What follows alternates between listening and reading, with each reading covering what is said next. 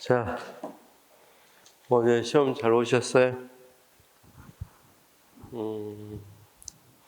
자, 간단히 시험 문제 풀이 좀 해보고 시작하겠습니다.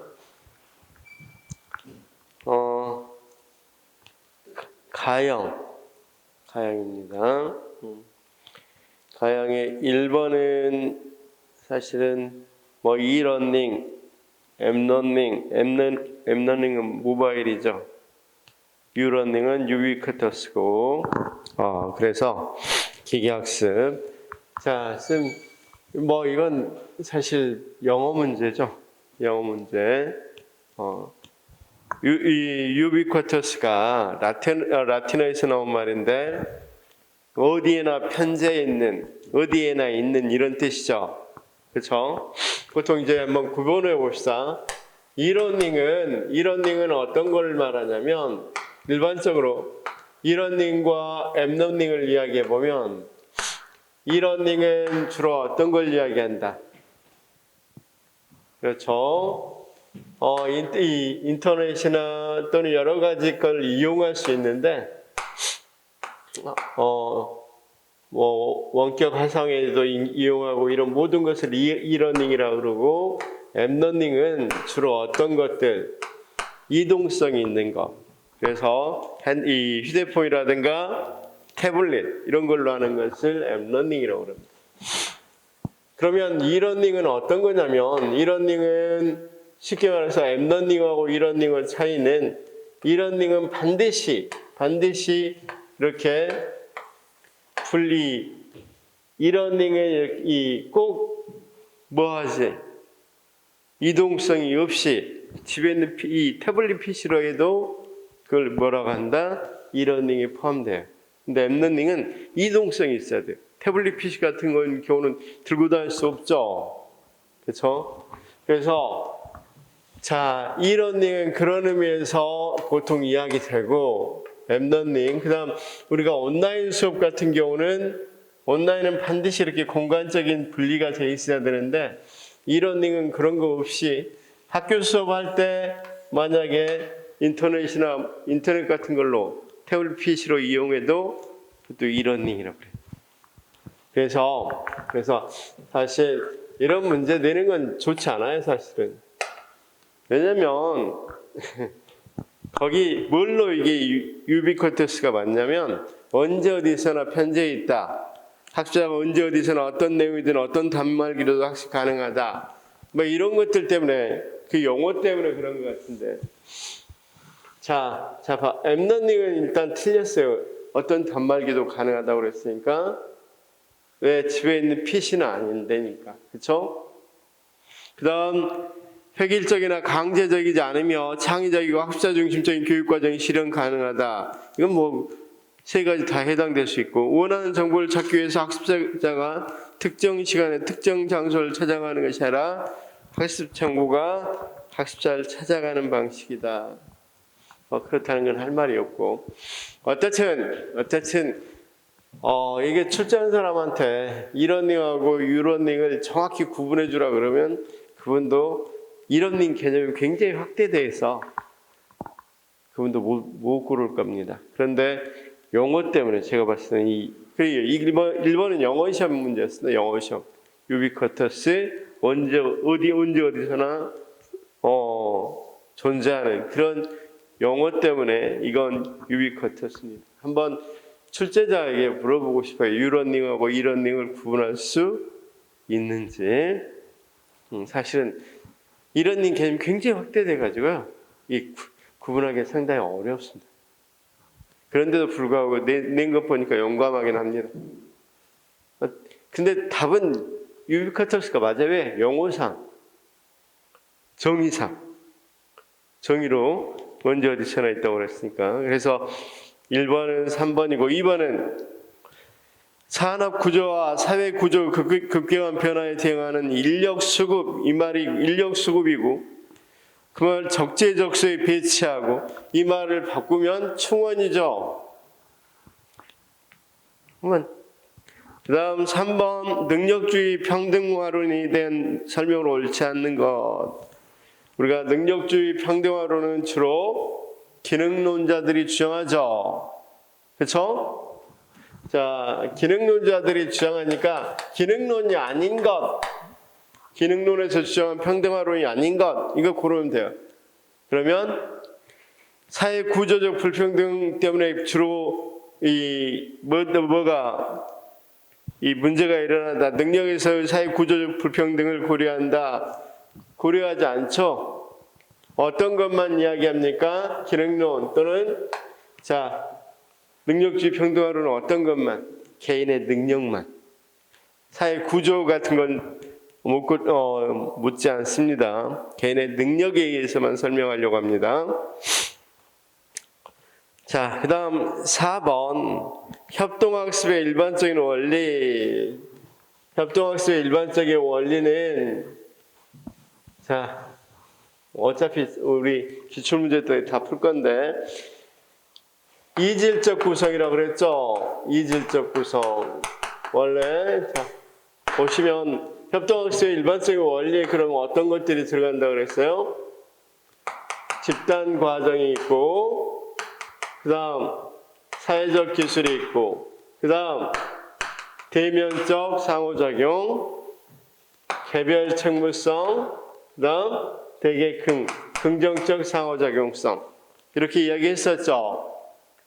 그래서 거기 개별 책무성, 긍정적 상호작용성, 공동의 목표 달성 노력 학자에 따라 좀씩 다르니까 어쨌든 동질적으로 구성한 게 아니라 이질적으로 구성하죠.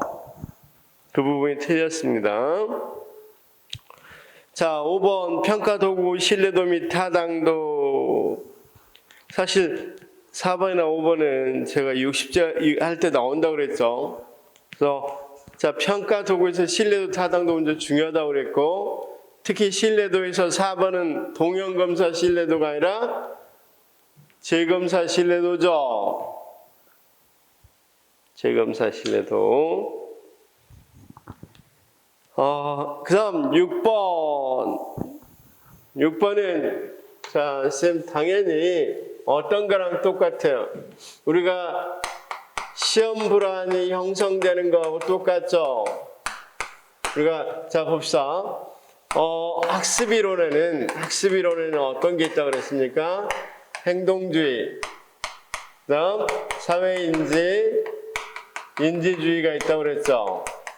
행동주의는 고전적 조건 형성 이론과 조작적 조건 형성 이론이 있고 고전적 조건 형성 이론은 우리가 파블로프 실험 같이 의도하지 않는 것, 불수의적인 건데 학습되는 것. 그래서 수의적, 선택하지 않는 이런 뜻입니다. 수의, 선택 이 말입니다. 그럼 선택하지 않는 행동들. 자, 우리 스님들 만약에 생각해 봅시다.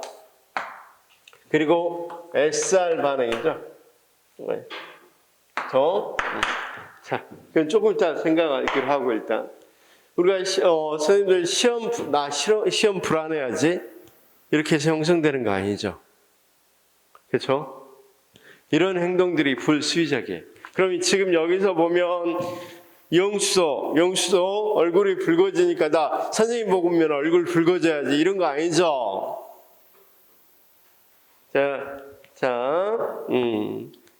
봐봐. 처음부터 용수가 선생님 보면 얼굴이 붉어졌어?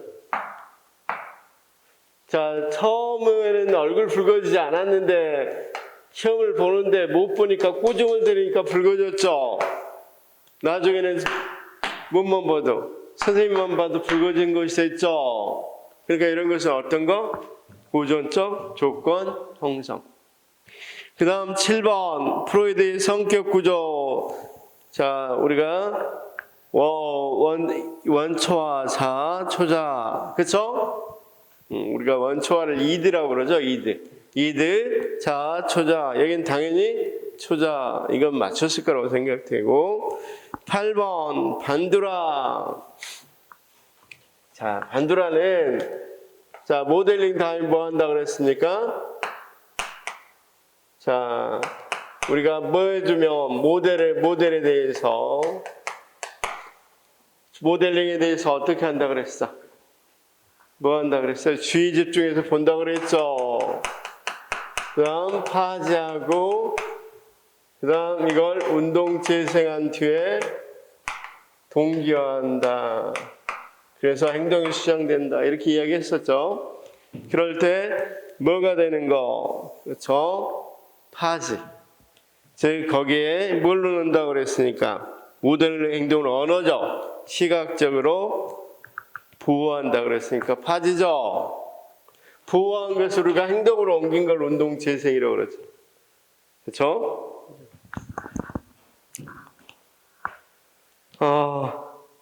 9번 문제는 쌤들이 보니까 기억과 니은은 금방 알겠죠? 그 다음 자 성장지향이니까. 그런데 디귿하고 리을도 틀린 거 알겠죠? 대학 시험 같은 경우를 성장지향으로 시험 보면 고등학교 3학년들은 3월 달에는 제일 못 볼 거란 말이에요. 일부러. 그러겠죠?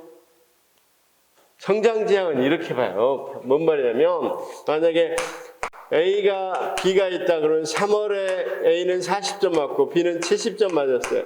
그러면 자 이제 11월 합시다. 11월을 기준으로 했다 그러면 11월 했으면 여기는 어떻게 하는 거? 만약에 40점에서 60점 맞았다. 여기는 80점 맞았다. 그러더라도 여기는 몇 점?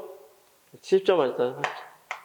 여기는 30점. 여기는 얼마 주는 거야? 10점 이렇게 주는 거야.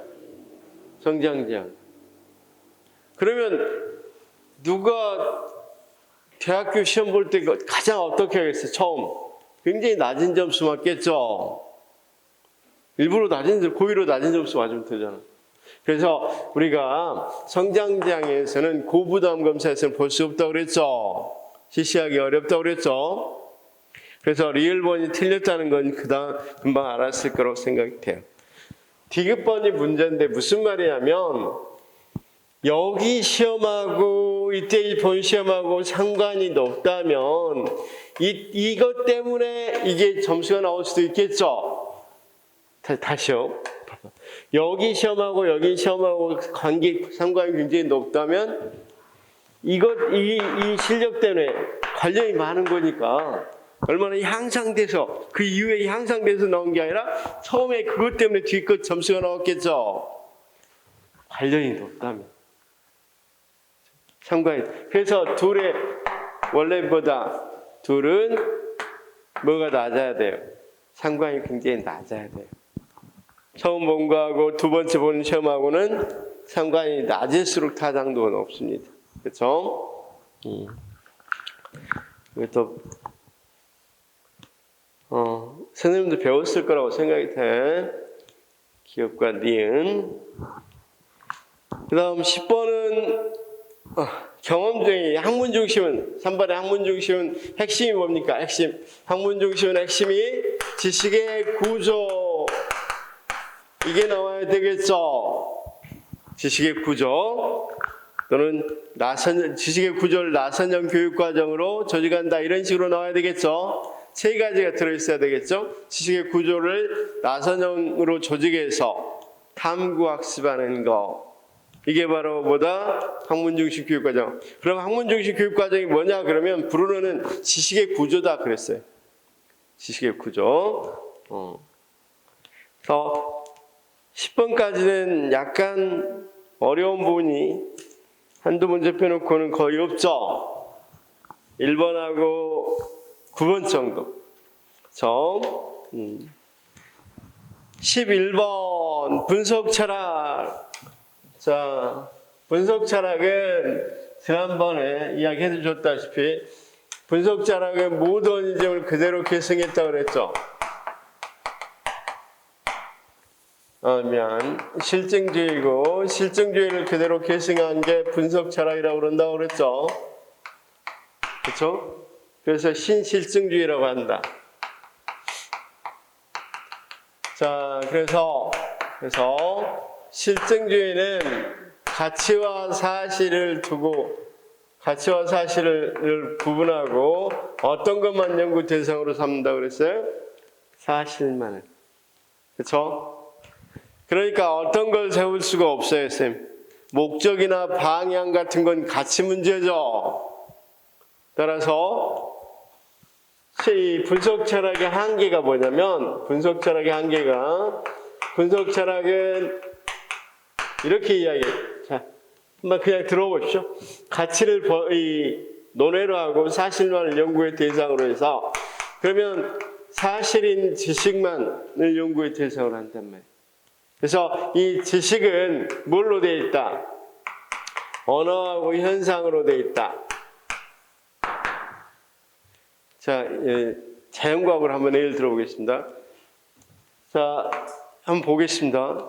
우리가 아침에 동쪽에서 해가 뜬다 이렇게 했을 때 동쪽에서 해가 뜨는 현상이 있죠. 그걸 뭘로 말하 우리가 지식은 언어로 표현해 놓은 거죠. 그러면 그럴 때 이 언어가 굉장히 중요하다고 생각한단 말이에요. 언어가. 자, 한번 봐봐.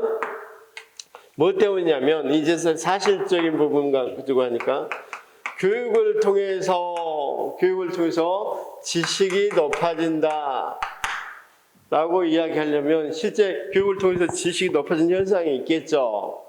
그렇죠? 그걸 이렇게 언어로 표현했는데 훈련을 통해서 지식이 높아진다 또는 훈련을 통해서 명제적 지식 같은 지식이 높아진다 뭐 이렇게 이야기한다고 생각해봐요. 이렇게 말을 명확히 해야만이 지식이 명확화되겠죠. 그렇죠? 자, 우리 쌤들이 다 알고 있는 이야기 한 번만 해볼게요. 가정의 경제 자본은 학업성 지도에 어때요? 학업성 지도에 영향을 줘요, 안 줘요? 경제 자본이나 문화 자본 다 영향을 주죠. 이게 지식이잖아. 그렇죠? 진짜 가정의 경제 자본, 돈, 재산 이런 거 보고 학업성 지도를 보면 그렇죠? 그런데 경제 자본은 A는 경제 자본을 어떤 거? 가정에 있는 재산만 경제 자본이라고 하는 사람이 있고 B는 가정에 있는 재산 플러스 소득도 경제 자본이라고 하고 C는 가정, 경제, 물론 신뢰관계까지 자본이라고 그러면 이 지식이 정확히 성립이 안 되죠. 그래서 이 영혼을 명확히 하자는 게 분석 철학이에요. 그래서 분석 철학의 약점은 뭐냐면 가치 문제를 다루지 않으니까 거기에 있는 목적이나 방향에 세우는 데는 어렵다. 이게 한계로 이야기되죠. 자, 그 다음 12번은 거기는 형식, 비형식, 무형식 세 가지 중에 답이 하나겠죠. 그럴 때 일단 정규 학교 교육 체제 바뀌니까 형식은 아니죠. 그런데 조직적 교육 활동이네요. 조직적. 그러니까 무엇은 아니야? 무형식은 아니겠죠. 자, 그냥 제가 한번 이야기해 드릴 거니까 한번 구분합시다. 형식이라는 건 우리가 정규 교육 과정으로 자격까지 인정해 주는 걸 형식이라고 그래요. 비형식은 세 가지 조건은 어느 정도 갖췄어요. 가르치는 사람, 그다음 배우는 사람, 책, 그러니까 내용물, 책이라든가 이런 교육 내용 이건 갖췄는데 뭘 안 해주는 거, 자격을 인정 안 해주는 거. 자 여기 봅시다. 학원에서 강의하는 걸 생각해봐. 학원에서 강의했다고 해서 학점 줍니까? 안 주죠. 그런 건 뭐가 되겠어요? 비형식. 그럼 무형식은 뭘 갖추지 않는 것, 조직적이지 않는 것, 조직적이지 않게 이야기되는 것을 우리가 무형식이라고 해요. 그렇죠? 그래서 세 가지 조건 중에서 한 가지라도 갖추지 못한 걸 뭐라 그런다? 무형식. 그러니까 가르치는 사람, 배우는 사람, 교육 내용 이 세 가지 중에서 하나도 갖추지 못하면 무형식. 자, 그래서 답은 2번이고 13번. 자, 리더십에서 변혁적 리더십 나온다고 그랬죠.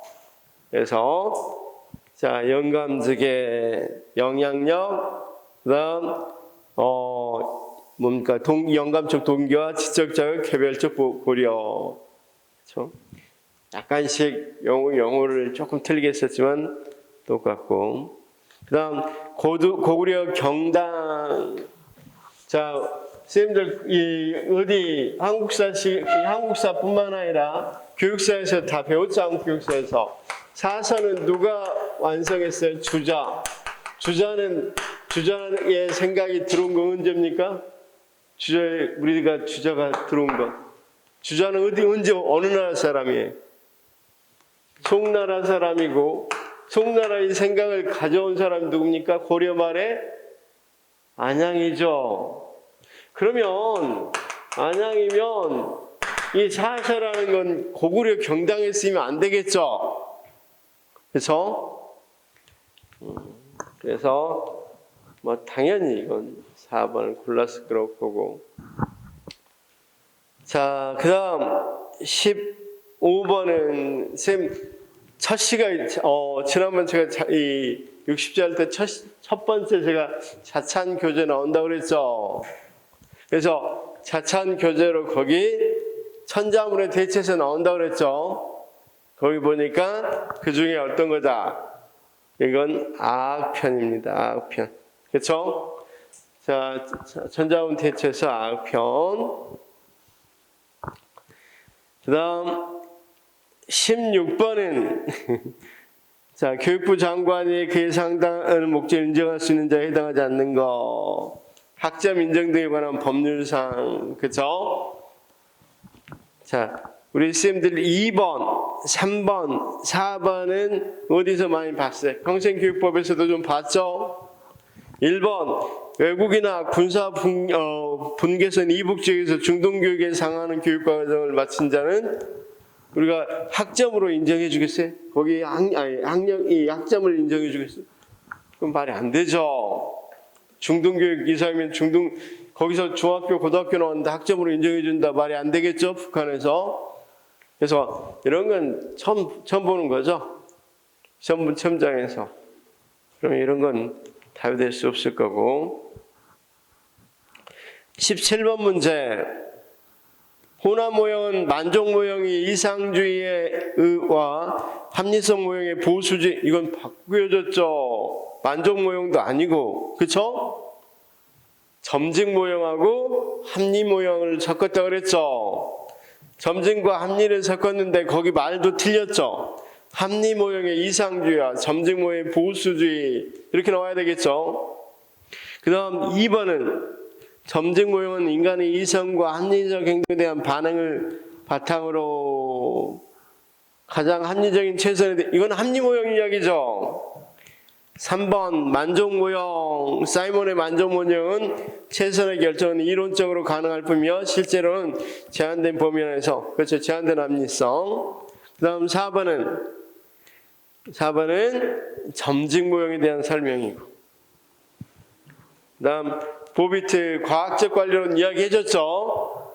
과학적 관리론은 분업의 원리니까 교원은 가르치는 일만, 그 다음 교육 행정하는 사람은 행정하는 일만 한다고 그랬죠. 그래서 4번. 호위와 미스켈 이거 지난주에 할 때 했어야 되는데 하필이면 안 하고 왔어 우리 student들이. 저지 풍토 이야기인데 선생님들 수업 시간에 저지 풍토 들었죠? 저지 풍토. 자, 조직 풍토는 이런 거라고 생각하면 돼. 사람마다 그 사람이 뭐가 있어요? 성격이 있어요, 없어요? 인성, 성격. 사람마다 인성이 있죠? 그런 거와 똑같이 조직도 이런 인성, 성격이 있다는 거예요. 자, 사람은 성격을 어떻게 분류해요? 괴팍하다, 뭐하다, 이렇게 분류하겠죠? 그쵸? 네, 그렇게 분류하지 않아요. 근데 조직 풍토는, 조직은 그렇게 분류하는 게 아니라 개방적이다. 그쵸? 그 다음, 자, 이 원래 이제 제일 먼저 분류했던 사람이 헬핑과 그래프트. 호이아 미스켈이 아니라 헬핑과 그래프트는 조직은 참 개방적이다, 자율적이다, 통제적이다, 친교적이다, 간섭적이다, 폐쇄적이다. 이렇게 분류했어. 성격을. 그러니까 6가지로 성격을, 조직 성격을 분류한 거죠. 쉽게 말해서 우리 선생님 어느 고등학교 나오셨어요? 좋습니다. 인천고는 조직 맞죠? 인천고는 개방적인 것 같아요? 폐쇄적인 것 같아요? 좋습니다. 그러면 이렇게 이야기한단 말이에요. 근데 무조건 지금 선생님은 이야기한 거죠. 폐쇄적으로. 그런데 이제 쟤는 자가 있어요. 자. 그게 이제 질문지예요. 질문지. OCDQ라고. 질문지를 교장하고 누구에게 줘요? 교사에게 줘요. 교장과 교사에게. 그래서 교장하고 교사에게 줘서 물어보는 거죠. 그래서 이를테면 어떤 점수가 높으냐에 따라서 달라진다고요. 그런데 교장에게 물어봤던 게 어떤 거냐면 오늘 할까요? 오늘 할 거 어차피. 그렇죠? 자, 과업을 강조하냐, 인화를 강조하냐, 냉담하냐, 추진력이 높냐. 일단 뭔 말인지 잘 모르겠죠. 그렇죠? 이제 과업은 일 중심이냐, 인화, 사람 중심이냐, 그다음 조금 냉담하냐, 관계에서. 그다음 이건 솔선수범, 추진력이 높냐, 그렇죠? 그다음 여기는 사기, 방해, 장애, 그다음 친밀, 이걸 물어봤어요. 교사들에게 교장쌤이 또 여기 이 조직사회 학교라는 곳이 나의 사기를 높이는 곳이 되느냐, 아니면 방해되는 거냐, 교장쌤 관계라든가 이런 게 방해 요소냐, 아니면 장애 요소냐, 친밀하냐, 이거 물어봤어요. 그랬을 때 이게 높고 이럴 때 방해나 장애가 좀 낮고, 여기는 이게 높고 이런 것 과업이나 냉담이 낮으면 자율 개방적이다. 그렇죠? 그다음 거꾸로 되면 폐쇄적이다, 이렇게 봤는데 호이와 미스켈은 여기 무슨 말인지 잘 모르겠다. 그래서 그냥 이렇게 간단히 조사를 해요. 어떻게 조사하냐면, 자, 교장은 지시적이다, 지시, 제한, 지원 3가지로 나누어진다. 교장은 행동이 지시를 주로 강조하냐, 제한을 강조하냐, 지원을 강조하냐. 그 다음 교사들은 어떤 걸로 이야기한다. 교사들은, 그렇죠, 거기 친밀하느냐,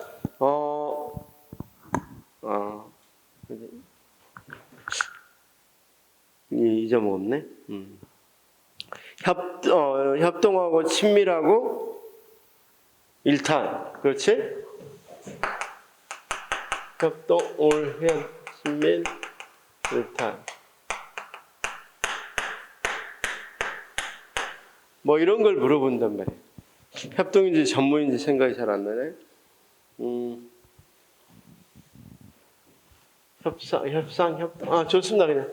자, 그래서 이렇게 해요. 자, 봅시다. 4개로 이렇게 나누어서, 어쨌든 교장, 교사 이렇게 본단 말이에요. 그래서 교장하고 여기서 교장이 어떻다? 지원 중심이라면 굉장히 뭐 하는가? 개방적인 거야. 교장이 지원을 막 해주려고 하는 건 개방적이고, 이거 하는 것은 폐쇄적이라는 거야. 그 다음, 교사들이 협동하고 친밀하게 지내면 개방적이고, 서로 협동하고 친밀하게 지내면, 또는 전문성을 좀 갖고 있으면 개방적인 거고, 이제 일탈하려고 그러면 폐쇄적인 거. 그래서 4가지.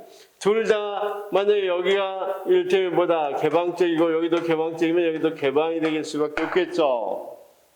그렇죠? 그 다음 여기가 어떻게 되면, 자, 교장은 뭐 하려고 하는데, 굉장히 지원을 많이 해주려고 그러는데, 교사들은 교사들은 폐쇄적이다.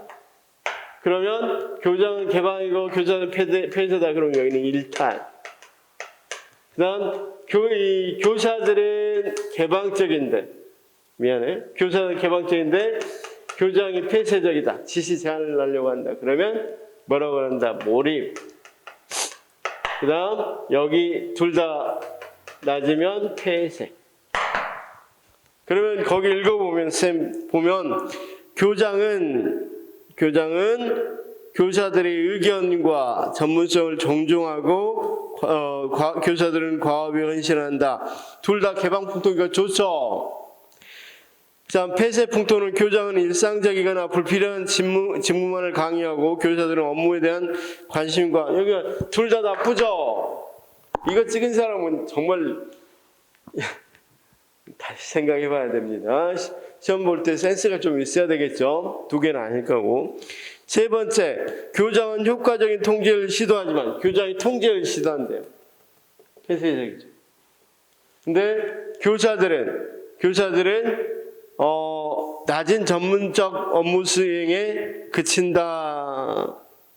자, 교사들은 낮은 전문적 업무 수행에 그친다. 이렇게 돼 있으니까 이건 틀렸죠. 몰입은 교사들은 어떻다고 그랬어? 낮다고 그랬어? 높다고 그랬어? 높은 협동성이나 또는 어떤 걸 갖고 있다? 친밀성을 갖고 있다고 그랬죠. 그래서 또는 전문성이라고 표현합니다. 협동성을 전문성으로 표현하는데 이걸 갖고 있는 거죠. 그래서 틀렸고, 그 다음 일탈풍토는 교장은 개방적인데 교사들이 별로 폐쇄적이다. 이래서 3번입니다. 자, 20번은 예산제도인데 오늘 다 할 건데 이거 이 뒤에 건 다 할 건데 예산제도는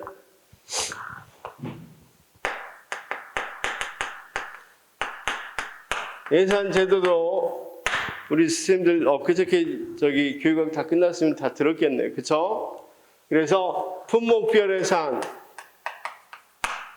그 다음 성과주의 예산, 그 다음 무슨 예산이 있다고 그랬어? 기획 예산, 그 다음 영기준 예산. 다 알고 있는 거죠. 그래서 분목별은 무슨 위주, 뭐 하기 위해서? 통제 위주로 하기 위해서. 그렇죠? 그래서 자, 우리가 알다시피 장관 항목해서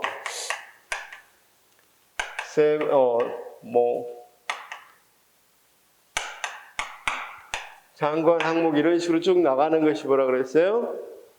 품목.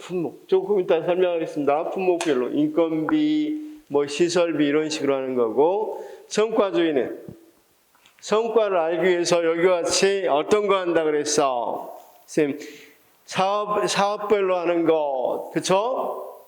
사업별로 하는 걸 우리가 성과주의라고 그랬죠. 그래서 우리가 단위 사업 같은 걸 세워서 하는 것을 우리가 성과주의. 그 다음 기획예산 제도는 거기는 없구나. 연기준 예산은 뭐라고 그랬습니까? 그렇죠. 우리가 감축이 목적이고 제로 베이스, 그렇죠? 제로 베이스 버제팅이죠. 우리가 항상 어떤 것으로부터 보통 예산을 짜는 거예요? 전년도를 기준으로 예산을 짜는데 전년도 예산 안 보겠다. 그러니까 0에서 짜겠다 이게. 전년도 예산 상관없이 그냥 0에서 짜겠다. 그래서 연기준 예산이라고 그러죠. 그 다음 거기 기획예산제도 앞에 있구나.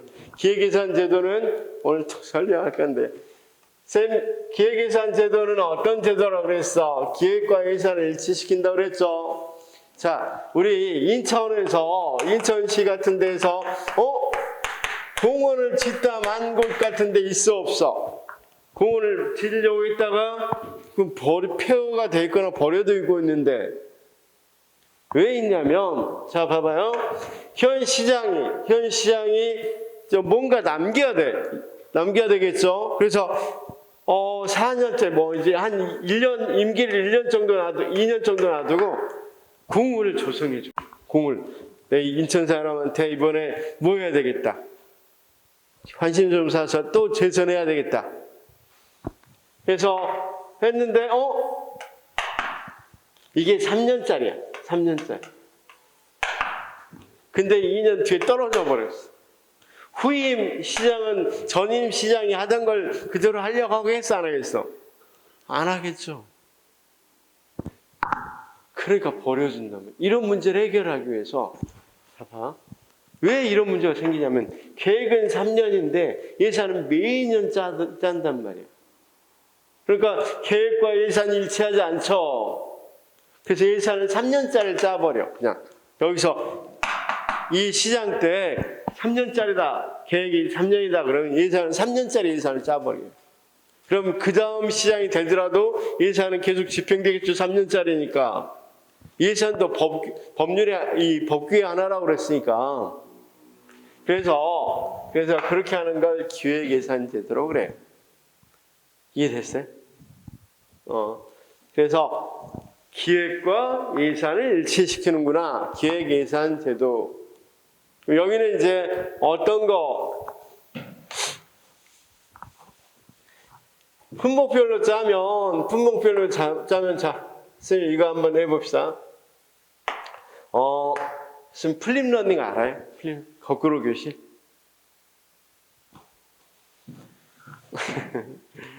좋아요. 그냥 그러면 아까 이 유비쿼터스 나왔으니까 유비쿼터스 세상을 구현하겠다. 그래서 교장선생님이 유비쿼터스 또는 정보화 사업을 하기로 했어. 정보화 사업을 설치하고 하기로 했는데 품목표를 한번 짜보겠습니다. 그러면 여기 이제 뭐 항목, 세목 뭐 있으면 여기는 어떤 인건비, 뭐 그다음 이를테면 시설비, 뭐 그다음 이런 식으로 짜진다면, 그렇죠? 이 사업에 들어간 돈들이 여기서 일하는 사람들 또는 도와준 사람 이런 사람들은 다 인건비에다 처리가 돼요. 인건비 얼마고 그 다음에 여기 들어간 시설 같은 것은 여기다 처리돼요. 또 자재나 이런 것들은. 그렇죠? 그러다 보니까 또 여기 이런 식으로 품목별로 이렇게 짜게 되면 이 사업이 얼마 들어갔는지 몰라. 이거 다 여기서 뽑아서 다 계산해야 되는데 말이 안 되죠. 그것도. 왜냐하면 섞어져 있으니까. 이 인건비는 교사 인건비도 있고 거기서 일하는 사람들 인건비도 다 섞어서 인건비 이렇게 해서 나오니까. 물론 항목에서 좀 구분할 수는 있겠지만 그래서 아예 여기 봐봐. 그냥 이걸 사업 하나를 가지고 이 사업에 대해서 단위 사업이 이거다. 예를 들면 정보화 사업이다. 그러면 정보화 사업에서 세부 사업들, 정보화 위해서 어떤 걸 설치하고 어떤 거 뭐하고 이런 세부 사업별로 이렇게 나눠서 예산을 짠단 말이에요. 그러면 어떤 게 있어? 여기에 얼마 들어갔는지 금방 알 수 있겠죠. 단위 사업, 세부 사업 짜고 해서 단위 사업이 얼마 들어갔는지 보면 되잖아. 그다음 시설 이 정보화 위해서 선은 랜선 같은 거 깔 때 얼마 들어갔는지 뭐가 어떻게 들어갔는지 다 알 수 있겠죠. 기기 같은 거 각 가정에 빌려줄 때 어떻게 빌려줬고 얼마나 들어서 빌려줬는지 다 알 수 있겠죠. 그래서 여기 들어가서 효과가 얼마인지 금방 또 계산해 보면 이 사업이 얼마나 효과적이었는지도 알 수 있겠죠. 이렇게 하는 걸 어떤 예산이다. 성과주의 예산이라고 그래요. 성과를 알아볼 수 있다 그래서. 이해됐어요? 이건 뭘 잘 할 수 있냐면 항목 품목표를 어디에 돈 썼는지를 우리가 감시 정확히 할 수 있단 말이에요. 왜냐하면 자재가 지금 얼마 들어왔는지 이런 거 보면 되게 사람 몇 명 썼는지 확인하면 금방 알 수 있겠죠. 그러니까 이건 통제 목적이에요. 통제 목적. 그래서 성과주의 예산제도 물론 아주 쉽게는 안 나왔습니다. 문제들이 수준이 이제 선택으로 해서 필수로 바꿔주면서 작년보다는 최소한 3개 정도는 어렵게 나왔다. 3개나 4개 정도는 어렵게 나왔다. 작년보다는 이런 생각이 들어요. 지방직도 아마 수준이 좀 높아지지 않을까 이런 생각을 하게 됩니다. 자, 시험들은 잘 보셨어요?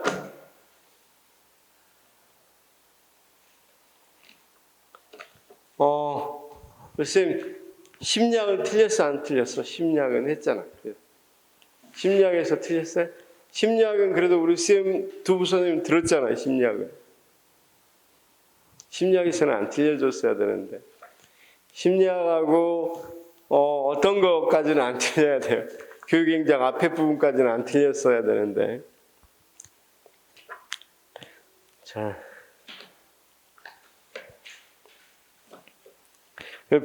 일단 편역적 리더십도 안 틀렸어야 되고, 그 다음 아학편도 안 틀렸어야 되고, 그쵸?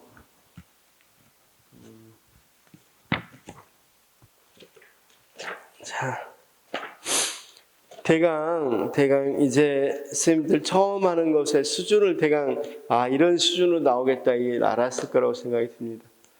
이제 이런 수준에 놓고 학습을 해야 될 것 같습니다. 이런 수준에 놓고. 그래서 쌤 지난주에 어디까지 했죠? 인간관계론까지 했죠. 인간관계론. 자,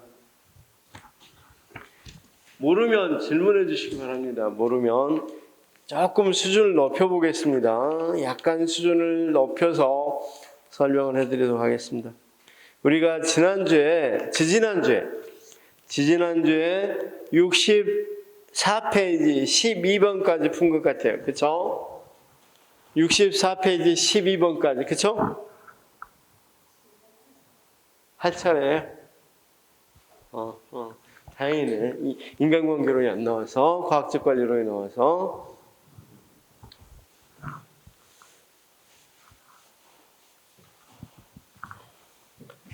자, 모르면 질문해 주시기 바랍니다.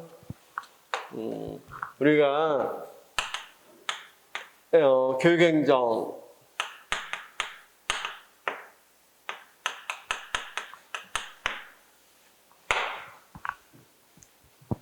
자, 쌤들이 60제하고 안 맞춰봤겠지만 저는 맞춰봤어요. 약수하고 조금 틀리게 60% 정도 나왔는데 미안해요. 약속을 80% 이상 했는데 어떻든 다음번에 조금 더 올려보도록 하죠. 60개 해서 80%였으면 100개 했으면 90% 나왔겠죠. 그럴 거라고 생각이 되고 다음번엔 100개 하겠습니다. 100문제 풀어보고 들어가도록 하겠습니다. 자, 교육행정의 쌤, 교육행정은 어떤 게 교육행정이라고 했어요? 어떤 게? 그냥 학교에서 하는 거 보면 뭐가 있을 거고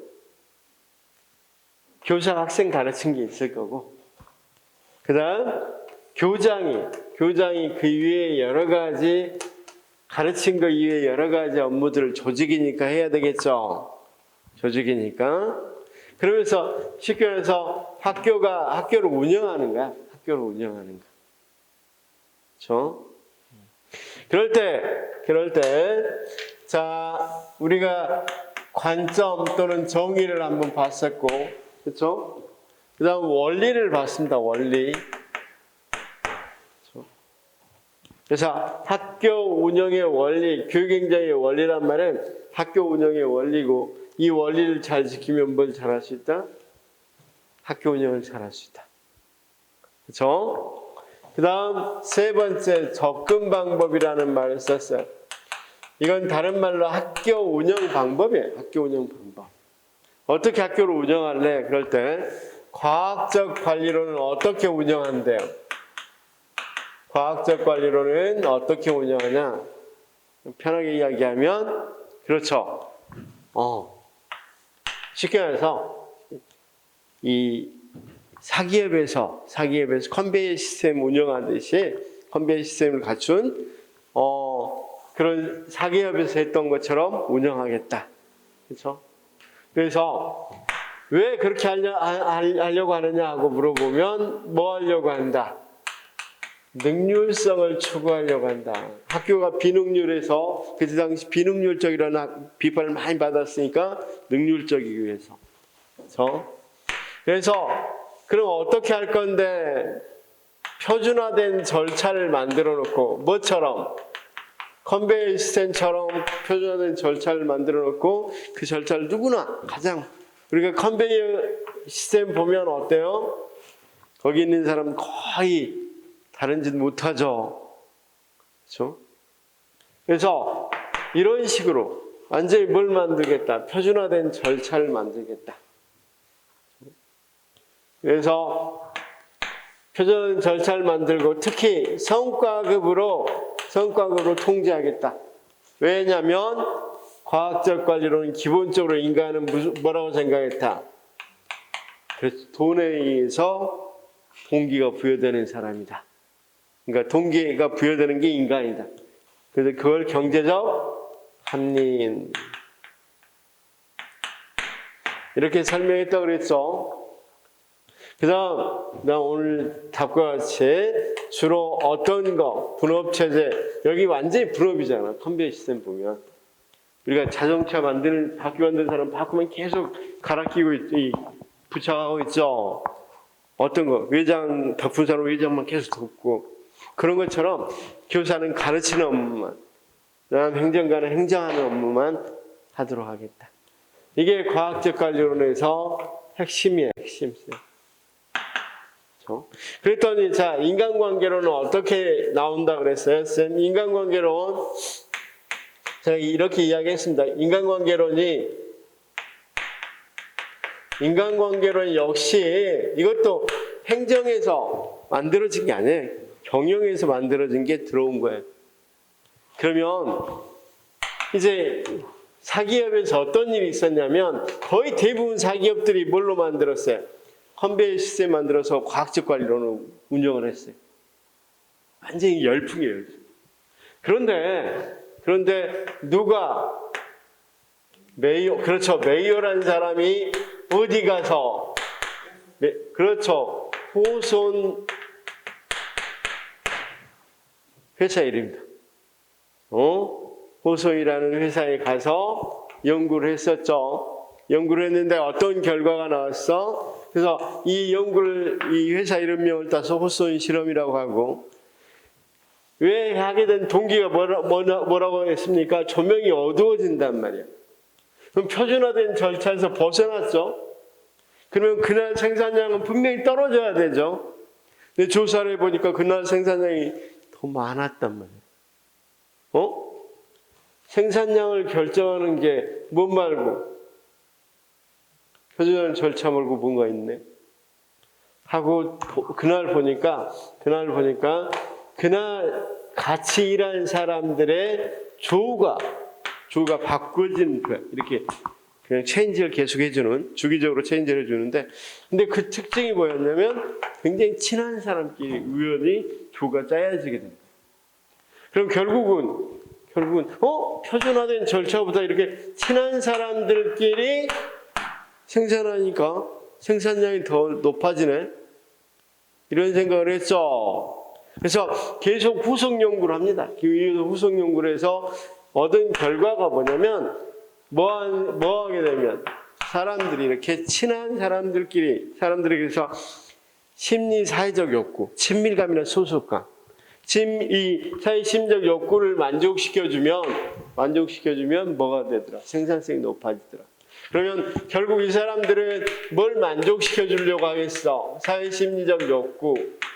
사회 심리적 욕구는 보통 친밀성이나 소속감. 그래도 무슨 말인지 알겠죠? 그래서 이걸 높여주니까 생산성이 높아지더라 이렇게 생각을 한단 말이에요. 그러면 이렇게 이 사람들에게 소속감을 높여주는 방법으로 친한 사람끼리 이렇게 하다 보니까 굉장히 이런 만족이 될 수 있겠죠. 그래서 이런 것들 어때요? 비공식적 조직, 비공식 조직은 어떤 조직이냐면 공식적인 조직은 조직 기구표에 나와 있는 조직이고 비공식 조직은 테니스 모임 또는 뭐 낚시 모임 이런 것들을 한다거나 뭐 선생님 같으면 이제 뭐 예를 들면 교육 행정가들 모임 뭐 이런 걸 해서 우리가 뭐 해보자. 뭐 업무를 좀 표준화시키고 효율화시켜보자. 뭐 이렇게 할 수 있는 거고 그런 소모임들을 우리가 뭐라고 자연 발생적으로 이렇게 모여진 걸 비공식 조직이라고 그랬어요. 이 조직을 활성화시켜줘요. 그럼 굉장히 소속감, 친밀감 있고 그 회사 막 다니고 싶겠죠. 재밌겠잖아요. 그럼 사기가 높아질 거고 그럼 생산성이 높아질 거라고 봤단 말이에요. 그래서 공식이 이런 거야. 순서가 참여를 하게 되면 뭐가 높아질 거고 소속감, 친밀감이 높아지니까 사기가 높아질 거고 사기가 높아지면 뭐가 높아질 것이다? 생산량이 높아질 것이다. 이런 생각을 했어.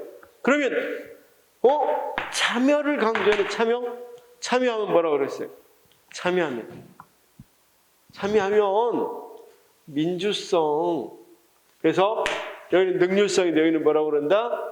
민주성이라고 이야기하고 그럼 사회의 심리적 욕구를 보니까 이걸 보니까 경제적 합리인보다는 사람들은 돈에 움직이는 것보다는 이렇게 소속감, 친밀감에 움직이더라. 그래서 사회인관 이렇게 불러요. 사회인이다. 그러니까 가정이 다르죠. 사람에 대한 가정이. 여기는 경제적 합리인, 여기는 사회인. 이해됐죠? 이게 다였어요. 이걸. 여기까지 이해가 됐어? 이해가 됐으면 좋겠는데. 질문. 여기까지. 질문 있어요? 없어요?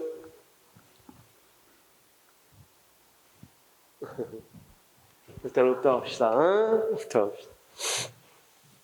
자, 그래서 자, 거기 인간관계론 문제 한번 풀어봐요. 거기 인간관계론이 교육 행정에 미치는 준 영향으로 옳지 않는 거 쭉 읽어보니까 다음 몇 번 7급이지만 쌤 거기 몇 페이지냐면 64페이지입니다. 다음 몇 번? 그렇죠. 답은 3번. 별거 아니죠? 이런 식으로 나온단 말이에요. 이런 식으로. 그 다음은 안 나와서 안 해도 되는데, 여기 이제 그 다음 뭐가 나오냐면, 여기 이제 장단점 한번 봅시다. 이제 여기 공통점, 차이점 물어보는 경우가 나오기도 해요. 공통점, 차이점. 그렇죠? 그런데 그게 참 차이점은 뻔하죠. 여기 다 지금 이야기했죠. 이건 다 차이점이죠. 여기는 합리인으로 봤다. 여기는 사회인으로 봤다. 여기는 능률성 추구한다. 민주성 추구한다. 표준화된 절차, 공식적 기구만 강조한다. 비공식적 기구 더 강조한다. 그렇죠? 공식적, 비공식적. 차이 다 알겠죠? 그럼 공통점이 뭐냐면 자, 이들은 학교 안에만, 조직 안의 문제만 다뤘지 밖의 환경 문제를 다뤘어, 안 다뤘어? 안 다뤘죠. 그렇죠? 그래서 이런 체제를 폐쇄 체제라고 그래요. 폐쇄 체제. 조금 이따 이야기하겠습니다. 폐쇄 체제. 그래서 공통점으로는 둘 다 일단 폐쇄 체제입니다. 자, 이거 한번 봅시다. 이건 딱 봐도 인간을 수단시한 거 확 보이죠? 그렇죠? 인간을 수단시한 거 보이잖아. 그 무성영화 시대에 찰리 채플린 나와서 그 영화 보면 찰리 채플린 이거 하다가 그 속에 들어가고 난리죠. 우리가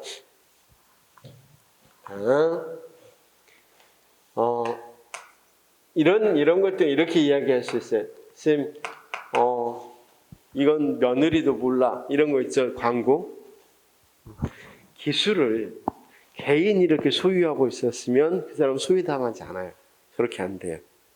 근데 이 기술이 누구에게 넘어갔어요?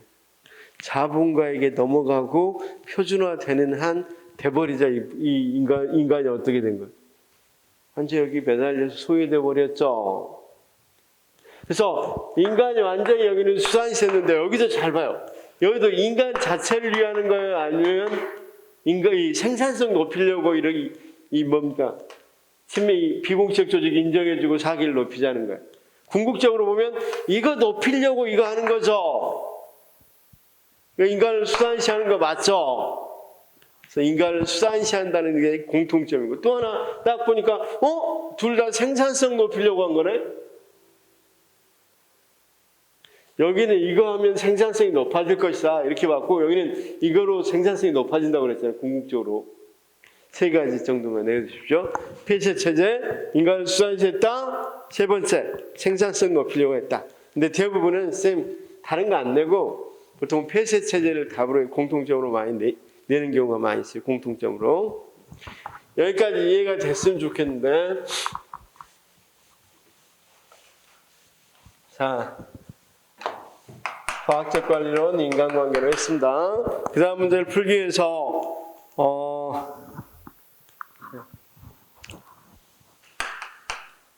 이제 행정 형태론, 행정행위론 또는 행동과학이라고 그러죠. 행동과학. 원래 순서는 이렇게 나옵니다. 여기 우리 거기 7급에서는 이렇게 나왔는데 보통은 이렇게 나옵니다. 행정관리론은 여기 있는 걸 갖다가 지금 쓰기도 하고 그래서 조금 문제는 일관성은 없어 보여요. 문제가. 행동과학.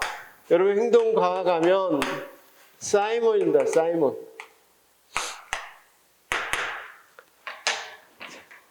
이게 무슨 말인지만 딱 이해 한번 해봅시다.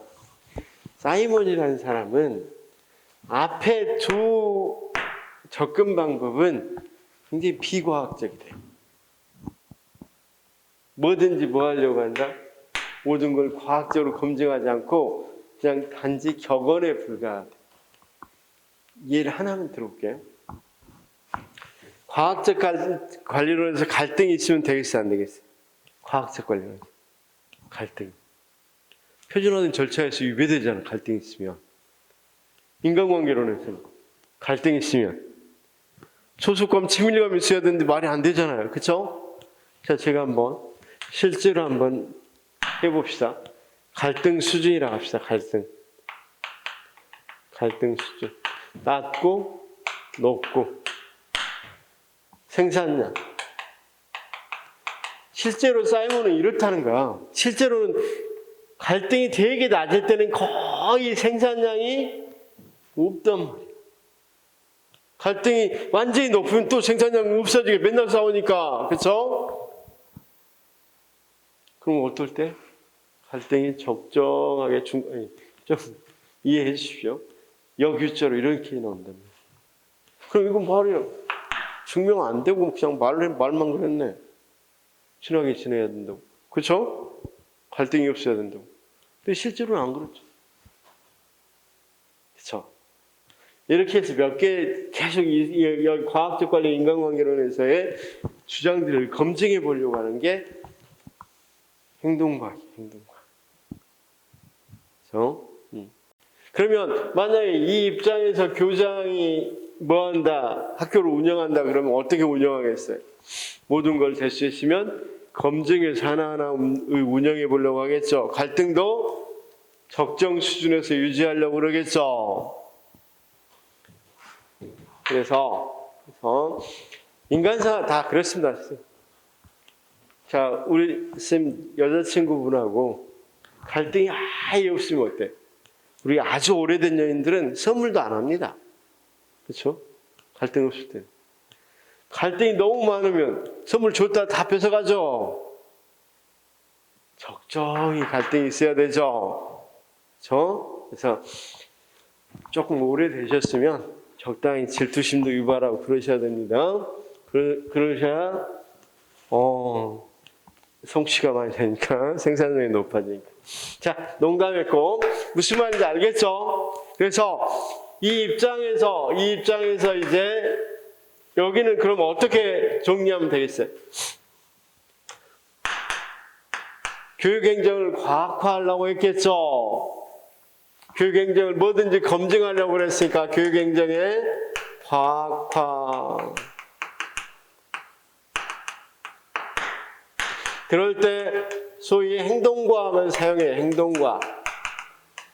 그러니까 뭐든지 뭘 위해서 이 정립하기, 이 학문화하기 위해서 과학적 방법을 사용해서 검증을 해 모든 것.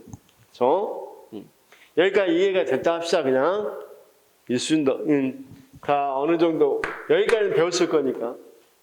자, 그다음 이제 개방 체제 이론이 나옵니다. 체제 이론.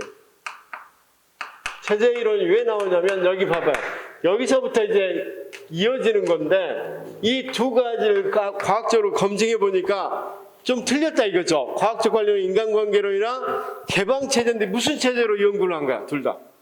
폐쇄 체제로 연구했으니까 여기서는 그걸 연구해 보니까 학교는 보건소에 영향을 받습니까? 안 받습니까? 지역 보건소.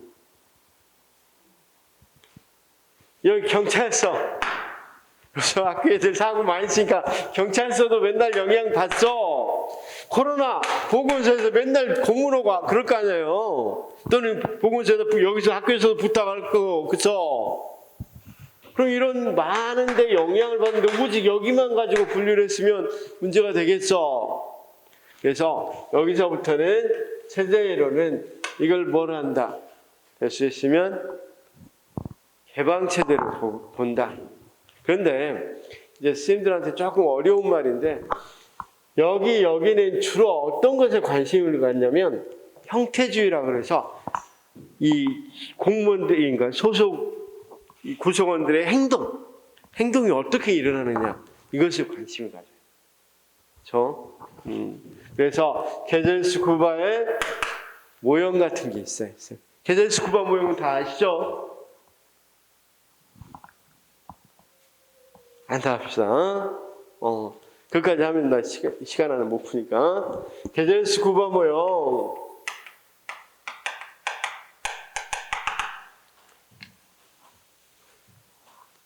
자, 아주 간단합시다. 이 사람들은 어떤 관점에서 연구한다고요? 체제 관점에서 연구하고 뭐가 관심사라고요? 왜 그런 행동을 하는지가 관심사라고 그랬죠? 체제 관점에서 연구하는데 제도가 있고 체제 속에는 학교 체제 속에나 여기 동사무소나 제도가 있고 거기에 뭐가 있습니까? 개인이 있어 없어? 이를테면 교장 제도가 있고 교장 누구 있어 없어요? 행정실장 누구? 행정실장 제도가 있고 행정실장 누구 있죠? 그러면 이 제도는 역할을 규정해 놓고 개인은 개인마다 뭐가 있어요? 인성이 있죠. 응? 그럼 이 역할 기대가 뭘 결정하냐면 어떤 걸 할 건지를 정해요. 여기서는 욕구 성향이 개인 인성은 욕구 성향이 정하죠. 그래서 뭐가 나온다? 행동이 관심사라고 그랬죠. 자, 선생님들 식당에 갔어요. 식당에 갔는데 쭉 갔는데 저기 뭐 한다? 보면 군인들이 머리를 뭐 했다 안 깎았다 하더라도 저희들 군인 같네? 하고 금방 눈치채죠. 왜냐하면 군인들은 이 역할을 강조하니까. 자, 선생님 여기 다시 한번 봐봐요. 아마 우리 선생님들이 A학교, B학교, C학교 이렇게 다니면서 이런 말 할 거란 말이에요. 역시 교장들은 똑같아. 하여튼 교장들은 그 말은 뭔 말이냐면 교장이라는 역할은 교장의 제도의 역할은 다 똑같으니까 똑같이 행동이 나올 수밖에 없겠죠. 그랬더니 김 씨가 이런 이야기니까 이 씨가 뭐라고 그래? 에이 뭘 그래? 지난번 교장 시험하고 이번 교장 완전히 다르잖아. 그 사람은 뭘 보고 이야기인 거야? 인성은 다 다를 수밖에 없죠. 욕구 성향은. 그래서 자 그러면 결국은 게젤스쿠바 같은 경우는 무엇에서 행동이 나온다? 구성원들의 행동은 역할과 인성에서 행동이 나온다. 이런 식으로 행동을 어떤 행동들이 나오는지에 대해서 연구를 한단 말이에요. 그걸 우리가 체제론, 개방체제 이론이라고 이야기합니다. 지금 깊게 들어가면 또 진도 안 나가니까 이 정도까지만 무슨 말인지 알겠죠? 그래서 봐봐. 선생님, 그러면 역할을 이렇게 굉장히 강조하는 곳에는 여기 인성이단으로 역할을 합시다. 역할을 굉장히 강조하는 이 조직에서는 행동들이 어떻게 일어나겠어? 똑같이 일어나겠어? 안 일어나겠어? 그래서 센터는 좀 미안한데 군대는요. 진짜 아무리 많이 배우거나 나이가 아무리 많거나 이등병으로 오면 딱 이등병 행동을 해요. 왜냐하면 역할이 중요해요. 말씀 잘 모르시죠? 진짜로 그래요. 예비군 훈련 가면요. 진짜 저 참 착한 애들도 다 모아한다고. 그쵸? 이런 말씀 드리면 좀 곤란한데 훈련마다 노상방뇨하고 그래요. 그렇게 전혀 일상생활을 안 할 사람들이 꼭 거기 오면 그러죠. 왜냐하면 그런 집단은 뭘 강조하니까 역할이 강조되니까. 자, 그 다음 이쪽에 가면 예술가 집단 같은 경우는 어때요? 인성이 중요해요. 개성이 중요하죠. 그러니까 뭐 예술인 협회 회장 뭐 별로 중요한 거 아니에요. 그냥 뭡니까 자기 열심히 한 사람들 훨씬 더 빛나죠. 학교는 중간인데 이거죠. 학교는 중간. 자, 됐습니다. 이게 이제 뭐다? 체제 이론이고 여기에다가 사회까지 넣으면 사회체제 이론이에요. 사회체제 이론. 사회체제 이론의 대표적인 사람이 파슨스예요. 파슨스 우리 이 기능론 갈등론에서 교육사회에서 배웠죠? 안 배웠어요? 넘어갈게요 그냥. 그 다음 이게 이제 대안적 관점이라고 그래서 여기 있는 해석학 같은 게 이야기될 수 있어요. 해석학. 그렇죠? 그래서 해석학은 현상학 해석학은 어떤 거라고 그랬었어요? 현상학 해석학은 둘 다 실증주의를 비판합니다. 이거 지금 설명해 줄 거니까 딱 한 번만 기억해 보십시오. 실증주의는 가치와 사실을 분리하고 사실만을 연구 대상으로 삼을 수 있다고 그랬죠. 그렇죠? 그래서 이 사실은 누구나 생각하는 객관적인 사실이라고 그랬죠. 그런데 딱 현상학 해석학 예를 하나만 들어볼 거니까 이 생각만 하시면 됩니다. 자, 지난번에 제가 예를 들어줬죠. 다람쥐 처녀하고 두더지 총각이 있어요. 다람쥐 처녀하고 두더지 총각이 있었는데 두더지가 밖에 나오고 다람쥐 처녀에게 반했어요. 그래서 청혼을 신청해요. 근데 처음에는 반대했는데 너무 지극정성이니까 그럼 결혼합시다 하고 이제 승낙을 해주니까 두더지 굉장히 신났죠. 그래서 신방을 꾸며요.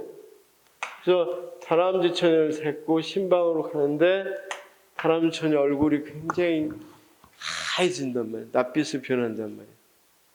왜냐하면 지하 50m 옆에는 광천수가 올라요. 다람쥐 처녀가 뭐라고 그래요? 이거 우리 동네에서는 완전히 보다 정말 나쁜 죄를 지은 사람이면은 지하 감옥인데 어떻게 여기 신방이라고 하느냐? 말도 안 된다. 여기서 못 살겠다 이렇게 이야기한단 말이에요. 그럼 또 여기서 살 수, 그렇다고 해서 이렇게 이런 데서 신부가 반대하는데 살 수는 없겠죠. 그래서 처가살해하라고 합니다. 이번에 갔더니 다람쥐 집에서 완전히 좋은 신방을 꾸며놓습니다. 근데 보니까 24시간, 12시간 햇빛, 12시간 달빛 뜹니다. 두더지 동네에서는 이건 감옥이죠. 그렇죠? 자, 잘 봐. 이 똑같은 대상이 누구나에게 똑같습니까? 여기 지어진 집을 한번 봐봐요. 이 지어진 거 하나 봐요. 이거 건물이에요. 이 건물을 두더지는 이걸 뭐라고 봐요? 감옥으로 보죠. 다람쥐는 좋은 방으로 보죠. 누구나 사실 똑같이 봅니까? 그러면 제가 한번 해볼게요. 사실만 연구 대상으로 해서 사실만 지식을 한번 이야기해 볼게요. 방은 24시간 밝아야 된다. 맞나요? 누구에게는 맞는데? 사람들은 맞는데 두더지는 아니잖아. 그쵸? 그럼 제가 거꾸로 방은 24시간 어두워야 된다. 습기가 많이 차야 된다. 맞나요? 여기는 맞을지 모르지 여기는 틀리잖아.